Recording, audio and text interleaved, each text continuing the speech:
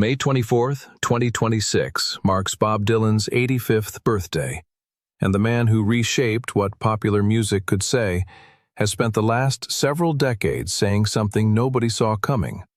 Not about revolution, not about poetry, but about regret, failure, and what it actually costs to carry a generation's hope on your back when nobody asked if you wanted it there. This is the Bob Dylan most people never got to meet. Not the one on the poster, the other one. Before we go any further, stay with us through this video, because we're going to share the one admission Dylan kept returning to across multiple decades of rare interviews. The thing he said that quietly reframed everything for the people who knew him best. And it has nothing to do with a song. It has to do with a person he let down in front of the whole world, and then spent 30 years working up the honesty to acknowledge. Somewhere around 1963, the culture struck a deal with Bob Dylan that he never agreed to. He was 22 years old, planted in the Greenwich Village folk scene, writing songs that carried a weight nobody expected from someone so young. Blowin' in the Wind arrived that year, and The Times They Are Changin' came right behind it. And a generation that was frightened and angry and searching for language decided, without once asking him, that he would carry their words for them. The label that followed him from that moment was Voice of a Generation, and Dylan spent the next 6 decades running from it as fast as a man can run.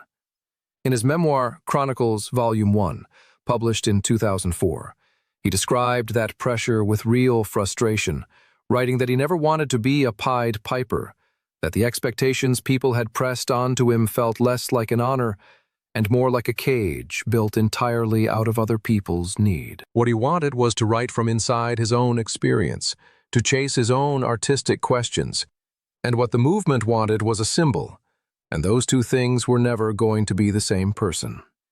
That gap, between the legend the world insisted on and the private man beneath it, drove nearly every decision Dylan made for the rest of his life, and it explains almost every controversy that followed.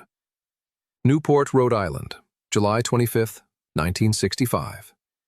That's the date rock music historians and folk music loyalists have been arguing about ever since.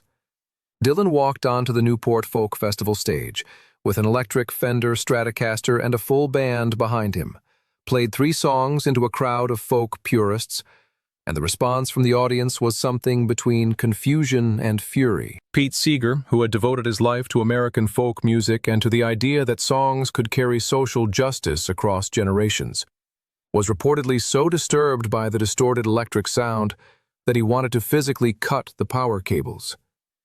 Dylan came back for an acoustic encore, but the damage between him and the folk community had already opened up. What makes Dylan's later reflections on Newport worth paying attention to is the absence of defensiveness in them. In Martin Scorsese's 2005 documentary No Direction Home, Dylan looked back at that period without the armored sarcasm he'd used in younger years to deflect criticism. And what came through was a man who understood what the rupture had cost, even if he never believed the artistic choice itself was wrong. Going electric wasn't a mistake, as he saw it, but he was honest enough to admit the transition left real damage behind, and that some of the people paying that price hadn't done anything to deserve it. The clearest example of that was Joan Baez. Here's the one that stays with you. Joan Baez had been a celebrated folk singer before Dylan was known outside of Greenwich Village, and she was the one who started bringing him on stage at her own concerts in the early 1960s, introducing him to audiences who might never have found him otherwise. Their relationship was both professional and deeply personal. And when Dylan's British tour arrived in 1965, the one D.A. Pennebaker filmed for the documentary Don't Look Back, Baez traveled with the tour, fully expecting to share the stage with him, as she had before. Dylan never once invited her up, not on any night of that tour. She waited in the wings, watched him perform, and eventually went home. Baez spoke about that experience with striking candor for the rest of her career, describing the humiliation of it, the feeling of being someone who had helped build a person into a legend only to be treated as invisible once the legend no longer needed building. For a long time, Dylan said almost nothing. But the silence didn't last forever. In interviews Dylan gave through the 1980s and beyond, he acknowledged, without always naming her directly, that he had behaved poorly toward people during that era, that the speed at which he was moving artistically had left damage in his wake that he hadn't registered at the time. And in a Rolling Stone interview years later, Dylan offered what amounted to a reckoning, not quite a formal apology in the way people expect from public figures, but an honest admission that the people around him during those years hadn't always received the care they deserved. The folk community understood exactly what he was referring to. Joan Baez understood. And after decades of silence, that was something. October 2016 brought news that caught nearly everyone off guard. The Swedish Academy awarded Bob Dylan the Nobel Prize in Literature, the first time a songwriter had ever received it, and the literary world immediately split into two loud camps. One side argued it was an overdue recognition that lyrics set to music can carry the same weight as any novel. The other side considered it an insult to the tradition of Faulkner, Camus, and Toni Morrison. What Dylan did next was, in its own way, entirely predictable. He went silent. The Academy tried to reach him for weeks and reportedly couldn't get through. When December arrived and the Stockholm ceremony came, Dylan cited prior commitments and stayed home, which meant Patti Smith stood at that podium instead, performing A Hard Rain's A-Gonna Fall before the assembled Nobel audience. And by most accounts, it was one of the most genuinely moving moments the ceremony had ever produced. But Dylan's Nobel lecture, submitted as an audio recording in June 2017, is where he actually showed his hand. He admitted directly that when he received the news, his first instinct was to question whether his songs qualified as literature at all, and that he sat with that question honestly, rather than reaching for a comfortable answer. He reached back to his musical roots, to Buddy Holly and Leadbelly, and the American tradition that shaped him, and then he turned toward Homer's Odyssey, and argued that, like the songs of ancient Greece, his own work was built to live in the air between a performer and a listener, not flat on a page. It wasn't false modesty. Dylan was making a serious intellectual case for why the prize both fit his work and didn't fit the category. And he made it with the precision of someone who had genuinely wrestled with the question for 50 years. When Dylan published The Philosophy of Modern Song in 2022, he was 81 years old, and the interviews he gave around that book carried a different weight than anything from his earlier decades. The performance was gone. The evasion had thinned considerably. What came through was a man who had outlived most of his world, and was willing to say so plainly.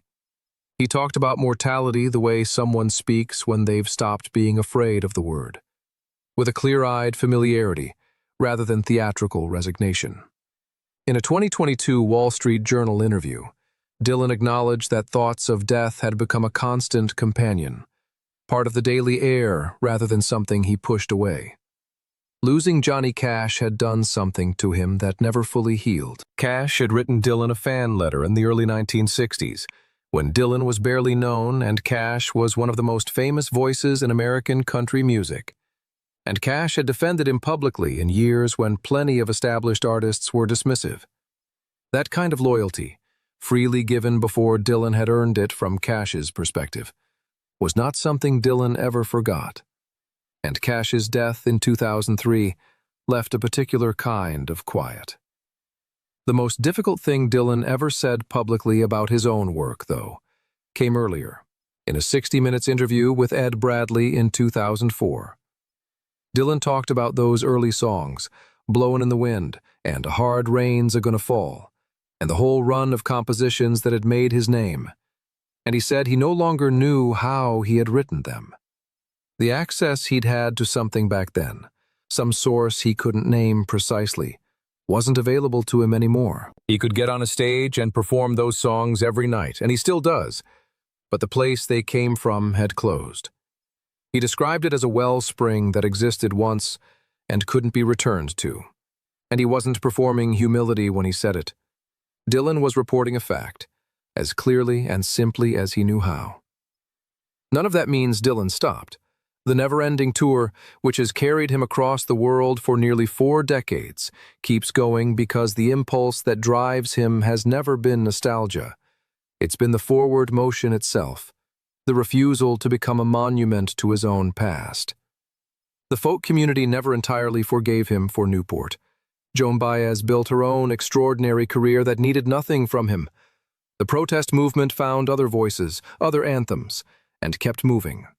And Dylan kept moving too, through a period of Christian gospel music, through country recordings, through a run of late career albums that critics spent years arguing over. At 85, what his story leaves behind is something more complicated than a legacy of great songs, though the songs are genuinely great. What it leaves behind is a portrait of an artist who was given a gift he couldn't fully explain and couldn't fully control, who hurt people in his path because he was moving too fast to stop, who resented being a symbol and yet spent his entire life unable to escape the fact that he was one, and who, somewhere in his 80s, sat down to write a book about other people's songs rather than his own, because that was the honest thing to do. The regret in Dylan's story was never about the music. The regret was about the people, and the fact that he eventually said so, however slowly, however imperfectly, is the part of his biography that feels most human and most worth carrying forward. Happy birthday, Bob. You were never what any of us needed you to be. You were something more useful. You were honest about the parts you couldn't be. Leave us a comment below with the first Bob Dylan song that ever stopped you in your tracks. The first time that voice came out of a speaker and made you set down whatever you were doing. Your first lyric, your first album, the first time it hit you. We read every one. YouTube description.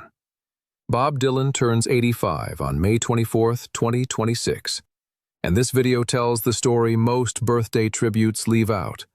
Drawing from Chronicles Volume 1, his 2017 Nobel Prize lecture, the documentary No Direction Home, his 2004 interview on 60 Minutes, and his 2022 Wall Street Journal interviews, we examine Dylan's documented resentment of the Voice of a Generation label, what he later admitted about his treatment of Joan Baez during the 1965 British tour, what his Nobel lecture revealed about how he sees his own legacy, and his rare later life admissions about mortality, lost creative gifts, and the people he outlived.